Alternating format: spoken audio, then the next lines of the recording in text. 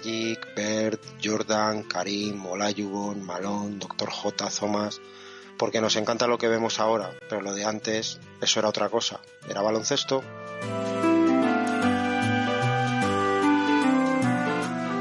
Llevamos esto, no sabemos muy bien a dónde, entre mi compañero Manuel y quien nos habla, José Manuel.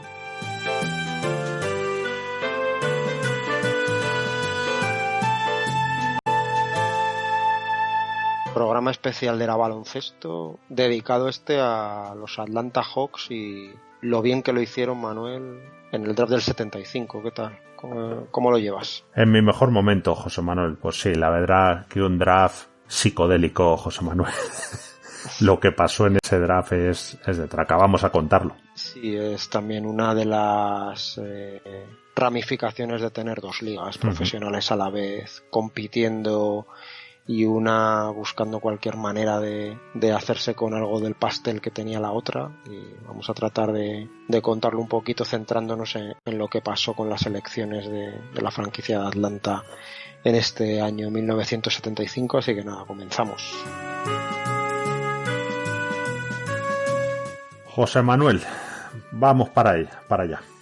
Sí, lo dicho, vamos a contar lo que pasó para que los Atlanta Hawks, que tenían el número 1 y el número 3 del draft de 1975, perdieran ambos jugadores sin obtener nada a cambio. Sí, es increíble decir esto, José Manuel, pero es que realmente se quedaron sin absolutamente nada. Tú fíjate el poder de negociación que tenían con esas dos elecciones y se quedaron nada. Decir que es el último draft, José Manuel, de la NBA donde estaba la amenaza de la ABA, porque esto no lo sabían, pero el año siguiente, ya en el 76, hubo dos drafts, el normal y el de expansión. Exacto, fue cuando ya hubo el paso de las 4 franquicias de la ABA que finalmente estuvieron en la NBA. Esto entonces no se sabía. Y bueno, vamos a poner el tema un poco en contexto para explicar lo que pasó en ese draft de 1975. Nos vamos un poquito antes, el año 1974, cuando nacía la franquicia de los Jazz, ubicada inicialmente en Nueva Orleans, de ahí el nombre que tenían, relacionado con la música tan característica de esa ciudad. Y de cara al inicio de su primera temporada en la NBA, pues los propietarios de los Jazz, que estaban desesperados por conseguir algún reclamo para atraer público y conseguir hacer viable económicamente la franquicia desde el minuto cero, pues decidieron hacer movimientos, Manuel. Sí, las prisas en este caso pues no ayudaron a la franquicia. Lo de Jazz, pues en una ciudad como Utah no pega mucho, ¿no? Y pues de ahí el nombre, ¿no? Venían de New Orleans y bueno, la franquicia estuvo 5 temporadas allí antes de mudarse a Salt Lake City. En la 79-80 fue la primera temporada en Utah. Sí, bueno, pues los propietarios que estaban buscando eso, cómo conseguir entradas y publicidad para que la franquicia nueva tuviera tirón entre la población de Nueva Orleans, pues pensaron en Pete Maravich, jugador entonces de los Atlanta Hawks en 1974, y pensaron que conseguir tener a Pistol Pete en el equipo, siendo como era además una estrella local, pues parecía una idea perfecta. Creía que así pues lograrían el éxito tanto deportivo como económico inmediato, y apostaron fuerte por ello, pues para tratar de poner a la franquicia inmediatamente como un contendiente al título. Sí, recordemos que Maravich fue a Louisiana State University y allí, bueno, pues se salió, ¿no? Más de 44 puntos de media en los 3 años que estuvo, con 44% de tiros de campo, entrenado por su padre. Promedió 38 tiros por partido en esos 3 años. 38, José Manuel. Y es que anotaba casi el 50% de los puntos de su equipo, con lo cual era una leyenda a nivel... a unos niveles tremendos. Sí, que eran partidos de 40 minutos y vamos, sin reloj de posesión y sin triples. Estamos hablando de el periplo universitario de Maravich, lo que pone todavía la bestialidad de estos números que acabas de decir, pues claro que nos dejan un poquito boquiabiertos. Claro, con razón lo querían, pero bueno. La impresión, José Manuel, ya lo comentamos en los momentos, que esta experiencia universitaria le dañó como jugador, ¿no? Porque pues yo creo que le quitó lo que hablamos, ¿no? Bueno, pues sí, sabes anotar, pero ¿de qué te sirve eso, no? Exacto, y bueno, ya lo contamos también en nuestro repaso a la década de los 70 un poco, pues se puede decir lo decepcionante que fue un poco la carrera de este jugador en comparación con lo que se esperaba de él y bueno, con esta carrera universitaria que sigue siendo la mejor de la historia en cuanto a anotación. Y bueno, pues los New Orleans Jazz le hicieron una oferta a los Hawks, pues que estos no pudieron rechazar y en mayo de 1974 al finalizar la campaña 73-74 de la NBA, pues Atlanta traspasó a Pistol Pete Maravich a los Jazz a cambio de 2 jugadores y nada menos que 5 rondas del draft, incluyendo la primera ronda desprotegida de 1975. Decimos desprotegida, pero nadie protegía rondas entonces y bueno, pues esa primera ronda del 75 pues se la traspasaban directamente a los Atlanta Hawks. Bueno, en esas épocas las locuras esas eran comunes, aunque bueno, los Celtics, ahora que estamos hablando en 2020, llevan arrastrando varios años y van a tener de rondas que han recibido, ¿no, José Manuel? De muchos equipos por traspasos, con lo cual, bueno, vemos que la vida sigue igual. José Manuel, fueron 2 primeras rondas, una del 74 y otra del 75. Perdón, 2 segundas, una del 75 y otra del 76 y una tercera del 80. Yo creo, José Manuel, que sí, que los Jazz conseguían un muy buen jugador, pero es que arruinabas tus esperanzas de conseguir a otros jugadores novatos por muchos años. Lo cierto es que la jugada no le salió muy bien a los Jazz, tal y como era de esperar, siendo una franquicia debutante en la NBA, pues ya de inicio, en el corto plazo, empezaron 0-11, la campaña 74-75, al llegar al parón del All-Star Game estaban en 4 partidos ganados, 34 perdidos, y terminaron la temporada regular como el peor equipo de la liga de largo, con un récord de 23-59, Manolo, en esa 74-75. Madre mía, el propietario de Jazz declaró, José Manuel, en la presentación de Maravich, que con él, con Maravich en el equipo, podían perfectamente aspirar a los playoffs y en poco tiempo al anillo. Pues nada, ahí está Nostradamus reencarnado en propietario de los New Orleans Jazz.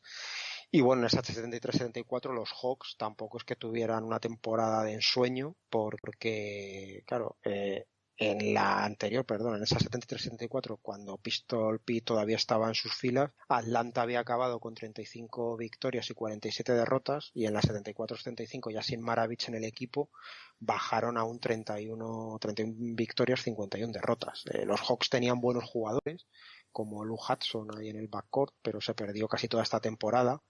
Al entonces rookie John Drew, un alero que acabó el año con muy buenas medias, con 19 puntos y 11 rebotes, y bueno, pues sobre todo iban a tener el número 3 del draft del 75, gracias a esta mala temporada que habían tenido después de la marcha de Maravich, y también el número 1 que les iba a llegar vía Jazz, gracias a lo que hemos comentado, esa primera ronda desprotegida que habían conseguido con el traspaso de Maravich, con lo cual el futuro para Atlanta parecía que estaba, a pesar de esa temporada tan lamentable 74-75, parecía que era inmejorable, Manuel, nada menos que un número 1 y un número 3. Sí, sí, yo creo pocas veces en la historia un equipo tenía esa oportunidad en un draft. Yo desde luego no recuerdo nada parecido, José Manuel. Bueno, Houston, creo, en el 83 tuvo a Ralph Sampson y a Rodney McRae. Pues fíjate. Que los tuvo ahí, pero vamos, que no hay muchas más, claro, desde claro. luego. Y es que el futuro no podía pintar mejor para los Hawks, porque además ese año, Manuel, era elegible un jugador del que se esperaba que tuviera un impacto inmediato en la liga, tanto deportivo como además publicitario, como era David Thompson, apodado Skywalker por su capacidad de salto, un súper anotador y un jugador que parecía destinado a marcar una época tras lo bien que lo había hecho en su época universitaria en North Carolina State. Ganaron a UCLA, José Manuel, compañero sí. Ahí también con Tom Bonwinkel, con Tom Burleson, perdón. Sí, ídolo de Jordan, José Manuel, y fue al que eligió para que lo presentara en la ceremonia de ingreso de Jordan en el Hall of Fame, con lo cual un jugador muy, muy conocido. Sí, Atlanta no tuvo ninguna duda, le eligió con el número 1 y con el número 3 pues optaron por la altura y se fijaron ahí pues en un pivot bastante prometedor en aquel entonces, de 2.16 nada menos, al que apodaban The Human Eraser, el borrador humano, como era Marvin Webster.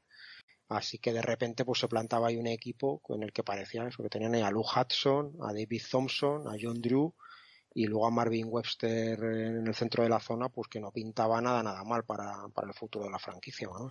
No, pintaza. Y aparte este draft, José Manuel, aparte de estos dos jugadores, tenía otros buenos jugadores. Dan Ramfeld, con el número 28. Gus Williams en el 20, uno de nuestros favoritos. Wolby Free en el 23. Ricky Sobers, Alvan Adams, Lionel Hollins, Dave Meyers, Junior Bridgman, Darrell Dawkins. O sea que había buen material ahí. Bueno, este era el cuarteto que se preveía que empezara la temporada 75-76, pero vamos a hablar aquí de cómo pues ni Thompson ni Webster pisaron nunca un campo vistiendo la camiseta de los Hawks.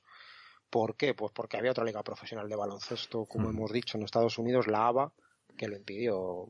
Bueno, se los llevó y se los robó y ahora lo vamos a contar. Exacto, estamos hablando de una época, José Manuel, ya la última temporada de la ABA, la 75-76, donde se estaban haciendo mucho daño las dos ligas. De hecho, los novatos casi se los repartían los más talentosos al 50%, ¿no? En este draft, por ejemplo, en la NBA se quedaron Gus Williams, Alvan Adams, Dawkins, Lionel Hollins, Bridgman, y a la ABA se fueron jugadores como los dos mencionados, David Thompson, Marvin Westel, Emil Carr, Don Ramfield y Mark Olberdin. Así que, claro, era esto, que el talento se diluía. Eso es. Y es que en la ABA había un equipo, los Denver Nuggets, en aquel momento que jugaban en esta liga, que entrenados por el mítico Larry Brown, pues venían de hacer una temporada 74-75 en la que habían logrado el mejor récord de esa liga, con 65 victorias y 19 derrotas. Recordemos que allí se jugaban 84 partidos en temporada regular, pero habían caído eliminados en la final de la División Oeste por los Indiana Pacers. Y bueno, pues buscaban todavía ser más poderosos, pues, que en esos Nuggets era un equipo que tenía mucho presente, ya lo hemos dicho, que ese pedazo de récord que habían conseguido esa temporada, pero que tenían también mucho futuro, con jugadores como Ralph Simpson o como nuestro idolatrado Bobby Jones ahí en la plantilla, Manuel. Sí. Bueno, Larry Brown, José Manuel, uno de los mejores entrenadores de siempre, y eso era una garantía para un equipo. Ya hablaremos mucho de él en nuestro repaso de los 80 y los 90. Sí, además que en esta época lució unos modelitos imposibles que nos encantan, algunas veces saliendo con mono vaquero a entrenar, y bueno, ojalá vuelva eso, Manuel. Pedimos a quien sea que lo instaure y que vuelvan que se alejen de la chaqueta y la corbata los entrenadores. Y bueno, los propietarios de los Nuggets, lo cierto es que querían más, apostaron todo, y poco después del draft de la NBA de 1975, pues bueno, se estaba especulando ya a nivel de prensa acerca de si los Hawks iban a poder llegar a un acuerdo económico con esas dos selecciones de primera ronda tan alta. La franquicia de Atlanta no es que estuviera boyante, que digamos, a nivel económico, porque arrastraba todavía secuelas de la multa que la NBA le había puesto 3 años antes por violar las reglas de contratación de un jugador, que fue esto, y también lo contamos en nuestro repaso a los 70. Esto sucedió cuando firmaron a Julius Erving, teniendo este contrato aún con los Virginia Squires de la ABA. La multa habían sido $400,000, que no era ninguna tontería, ya que bueno, más o menos era el salario de una estrella de la NBA en aquella época, o sea que es como si ahora multaran a una franquicia con $35 millones, por poner un ejemplo, y bueno, los Hawks pues todavía estaban un poquito tiritando por esa multa que les habían puesto. Sí, los derechos del Dr. J, eso los tenían los Bucks al haberlo elegido en el draft del 72. Y bueno, un lío que al final José Manuel acabó con el Dr. J en la ABA, la multa para los Hawks y bueno, vaya papelón de Atlanta Hawks, la verdad que no estaban muy hábiles. No, la verdad es que ya habían metido la pata ahí y ahora pues no, tampoco es que lo hicieran muy bien. Y bueno, la gente de David Thompson fue dejando perlitas en la prensa que dejaban un poco entrever que su cliente pues no iba a fichar por los Hawks, y de hecho solo hubo una reunión entre la franquicia y el jugador durante el mes siguiente a la celebración del draft, que se celebró además en un McDonald's con nada menos ahí entre Big Macs, en la que quedó claro que lo que Thompson pedía por firmar con los Hawks estaba muy por encima de lo que estos podían ofrecerle, y parecía que ya desde el principio que la cosa no pintaba bien para la franquicia de Atlanta, Manuel.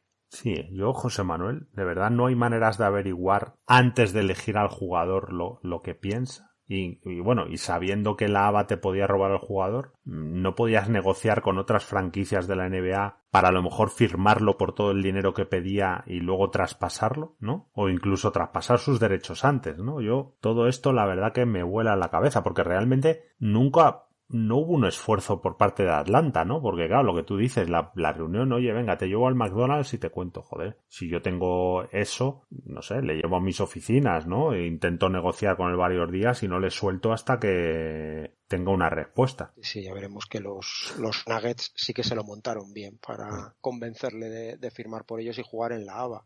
Y bueno, a nivel de Marvin Webster, pues a este tampoco le gustó la manera en la que los Hawks llevaron la seminegociación que tuvieron también de su contrato, y en cuanto tuvo la oportunidad, pues este firmó muy rápido con los Nuggets un contrato que se fue a $1,5 millones, pero es que lo hizo a finales de junio, o sea, muy poco después del draft. Este no tardó nada, Manuel.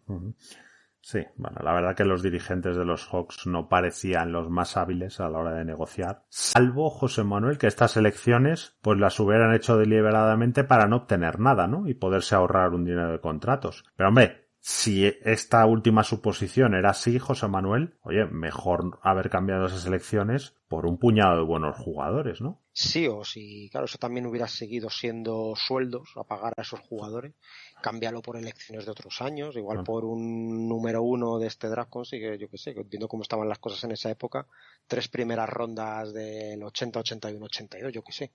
Algo que dice, bueno, ahora no consigo nada, pero a ver si me recupero económicamente y dentro de 2 o 3 años, aunque el equipo vaya bien, pues tengo ahí elecciones de draft añadidas, no sé. El caso es que ya habían perdido a Webster y Thompson pues tuvo reunión con los Denver Nuggets, que fueron a recibirle en limusina al aeropuerto, le llevaron al mejor restaurante de la ciudad, le llevaron a ver un partido en el que ya le anunciaron como jugador de los Nuggets. Bueno, pues le montaron una visita y un tratamiento de semidios, y claro, comparado eso con el Big Mac frío que le dieron en Atlanta, pues tampoco lo dudo mucho. Y David Thompson, pues el 9 de julio del 75 firmó un contrato de 6 años con los Nuggets por $3 millones. $500,000 al año, Manuel, que le convertían en ese momento en el novato mejor pagado de la historia del deporte profesional norteamericano, de cualquier deporte, no lo del baloncesto. Decir que los derechos de Thompson en la ABA los tenían los Virginia Squires, que eran los que lo habían elegido también con el número 1 del draft del 75, porque fue número 1 del draft de la NBA y de la ABA. Así que Denver pues tuvo que negociar con ellos y les dio a cambio a McCalvin. Bueno, los Squires decir que no tenían un solo dólar en las arcas, menos todavía que los Atlanta Hawks, y tampoco intentaron nada con Thompson. Ellos encantados de sacar algo, ni se reunieron con David Thompson.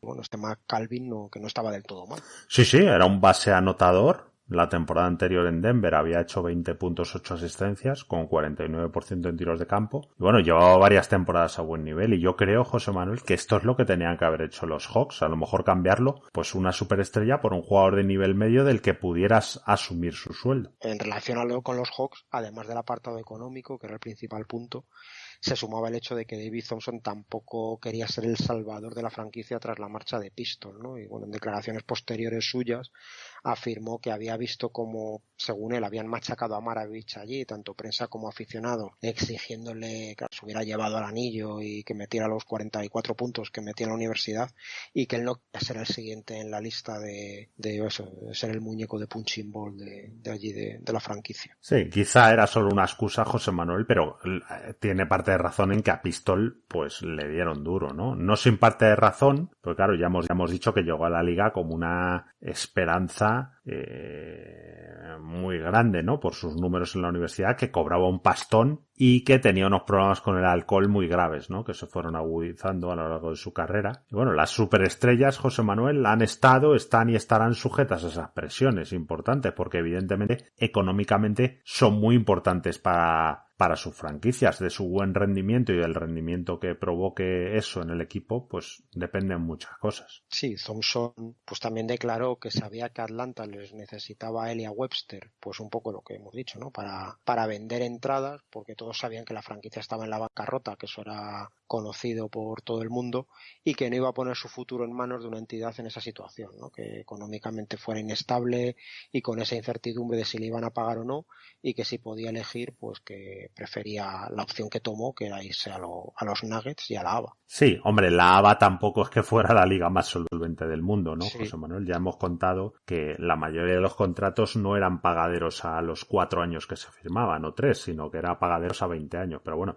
yo entiendo que él y sus abogados pues se asegurarían de alguna manera. Sí, bueno, y el caso es que Denver aún sumó más talento a la plantilla. Aparte de estos dos jugadores, pues en octubre del 75 se hizo con Dan Issel, nada menos, que luego sería un súper histórico de la franquicia, y así se presentó pues a la campaña 75-76 de la ABA, que ya lo hemos dicho, la que sería la última de la liga, como el gran favorito para llevarse el anillo, pero fue derrotado por los New York Nets del Dr. J en final por 4-2. Thompson fue el rookie del año de la ABA con 26 puntos por partido y más de 6 rebotes. Bueno, Webster era un proyecto más a largo plazo, se quedó en poco más de 4 puntos y casi 5 rebotes, pero claro, el potencial de un 2-16 estaba ahí. Y bueno, decir que en Atlanta, cuando se supo la noticia del fichaje tanto de David Thompson como de Marvin Webster por los Denver Nuggets, parece ser que, bueno, que se mostraron muy decepcionados con los jugadores, pero es que no pudieron hacer nada, dijeron, y el caso es que no tuvieron nada a cambio, ya que no llegaron a firmar lo que hemos dicho, ningún contrato ni precontrato con ellos, y no había ninguna compensación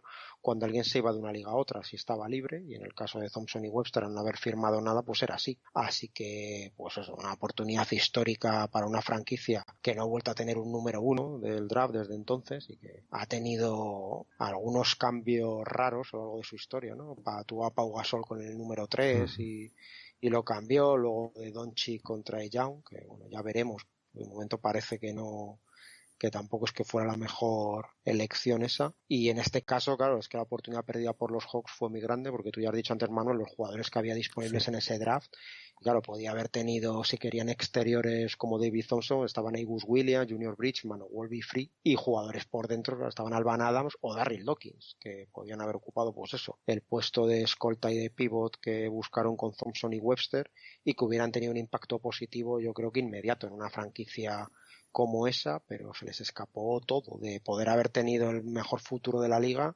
a estar hundidos en la miseria. Sí, incluso como hemos dicho, José Manuel, lo que tú dices, si no tienes tanto dinero, ese número 1 y ese número 3 te lo puedes cambiar a lo mejor pues por un número más abajo este año y otro más del año siguiente, y eso, a lo mejor un jugador como Gus Williams o uno como Junior Bridgman, pues no te vas a exigir el pastizal de David Thompson. Pero bueno, así fue. Webster tuvo unos años al inicio de su carrera bastante prometedores, con unos playoffs del 78, Manuel, que hablamos de ellos en nuestro programa dedicado a esas series de Seattle, pues espectaculares, con un Webster que parecía que iba a ser un pívot de los más importantes de la liga en ese año que perdieron la final ante los Bullets, y que bueno, en su momento parecía un grandísimo jugador, este Human Eraser. Sí, sí, efectivamente en esos playoffs del 78, pues bueno, fue la cumbre de su carrera, 16 puntos, 13 rebotes con 49% en tiros de campo durante esos playoffs,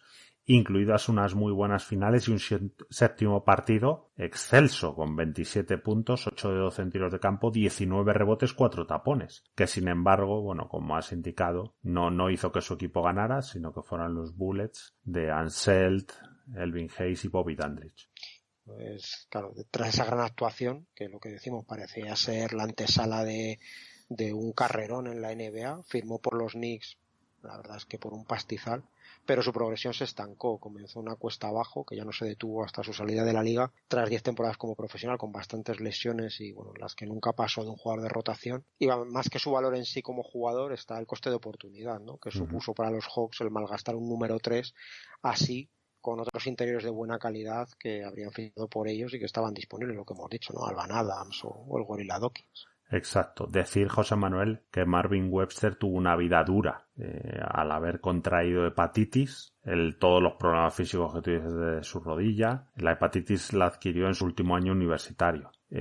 Sufrir también la muerte de su exmujer, un aneurisma, y de su hijo de 18 años por un ataque cardíaco. O sea que lo pasó mal. Sí, él también falleció muy joven, o sea que no tuvo no tuvo la mejor suerte en su vida. Y bueno, claro, si hemos dicho que se malgastó un número 3 con Marvin Webster, pues ¿por qué decir de malgastar el número 1 con David Thompson?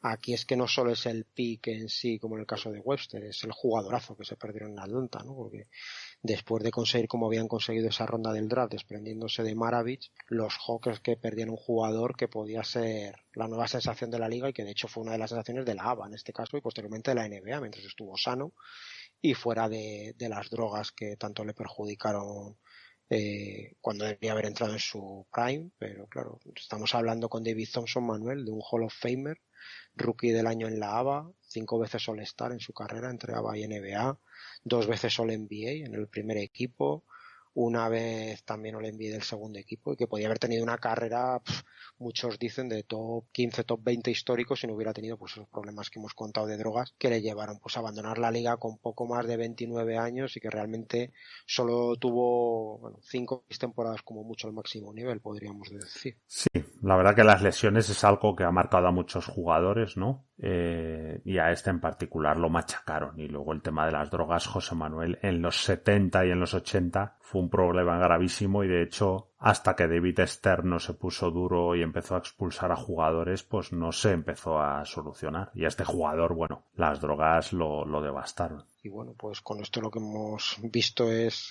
lo que pudo tener Atlanta, una franquicia que luego es cierto que poco a poco se fue recuperando, que tuvo muy buenos equipos en los 80 y luego también a finales de los 90, pero que lo que no han vuelto a tener desde entonces, lo que hemos dicho, un número 1 del draft desde el año 75 y seguimos contando, y que perdieron por nada además del número 3 en uno de los casos más extraños relacionados con drafts que ha habido en la historia de la NBA.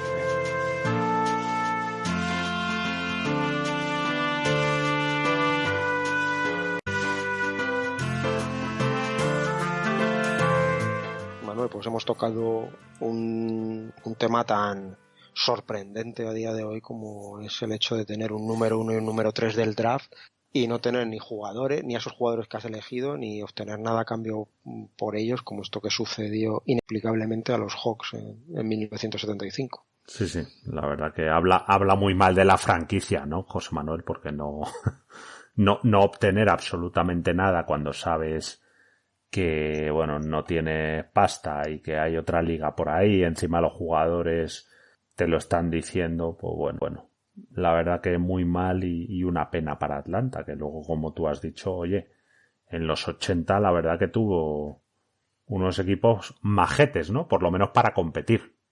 Sí, sí que se beneficiaron de una elección de los Jazz en el draft del 82 con Dominic Wilkins y bueno, que consiguieron poner el traspaso por John Drew, precisamente del que hemos hablado aquí, y a partir de ahí pues empezaron a construir pues uno de los mejores equipos de mediados de los 80, ¿no? Que hubo en la NBA, con alguna serie épica que comentaremos, como esa que tuvieron con los Celtics en el 88, cuando llegaremos ahí dentro de 3 o 4 años, pues la comentaremos, pero aquí hemos querido hablar de eso, de cómo en teoría hubieran podido empezar una recuperación a finales de los 70 si hubieran tenido pues eso al mejor David Thompson en esos años y no lo hubieran tenido en los Nuggets, pero bueno, esto fue lo que pasó en un equipo que lo que hemos dicho, que nunca más ha vuelto a tener un número 1 del draft, así que todavía más triste para los aficionados de esta franquicia este suceso. Pues nada, Manuel, quien se quiera poner en contacto con nosotros, ¿dónde nos puede encontrar en redes sociales? Bueno, en el blog erabaloncesto.home.blog, si no te crea home de casa, HOME, te crea Era Baloncesto Blog o mira en la descripción de este audio que ponemos la dirección, en Twitter, @erabaloncesto y en nuestro correo electrógeno, erabaloncesto@gmail.com. Perfecto, pues nada, hemos llegado al final de este programa, de esta pildorita dedicada a la actuación de los Hawks en el draft de 1975, así que un saludo para todos y nos encontramos por aquí próximamente. Fuerza y honor.